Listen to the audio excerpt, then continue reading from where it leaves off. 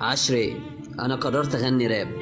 ما عادش ينفع يا ابراهيم، الدايره خلصت. يعني ايه يا عشري؟ موهبتي دي هتروح على الفاضي؟ موهبتي يا ابراهيم انت تصيع عليا؟ ده انت طردوك من الابتدائي لما فكرت تقدم في الاذاعه المدرسيه. عشري يا صاحب صاحبه، انا هراب يعني هراب. استنى بس يا ابراهيم، الدنيا خلاص قفلت وما عادش حد بيراب الا لما يكون معاه تصريح. وايه يعني اروح اجيب تصريح؟ تصريح ازاي بس يا ابراهيم؟ تصريح يعني هنحك في الزرازير والنقابه وهيقول لك لازم فرقه موسيقيه تعمل وراك الدم التك، يعني من الاخر ما فيهاش تصريح. حتى لو غنيت من غيره يبقى فتحت علينا طاقه جهنم. هروح وهجيب التصريح يا عشري. يا ابراهيم يا ابراهيم شغل دماغك، انت نسيت الخطه اللي عملوها على الرابر؟ مش صفوا الواد بيكا قدام كل المطربين، ولا كانوا بيعلموا عليه ولا كانوا بيعلموه، يا دوبك قطعوا عليه سلك النت وقالوا له كرشك محل قفاك. مش جري يستنجد بشاكوش ولا عمر كمال الكل عمل اعمى وغنوا له قشطه يابا؟ بس دول كانوا مهرجانات. نفسي تشغل دماغك. وبعدين مين قالك انك هتيجي معايا؟ هي دي عايزه قواله؟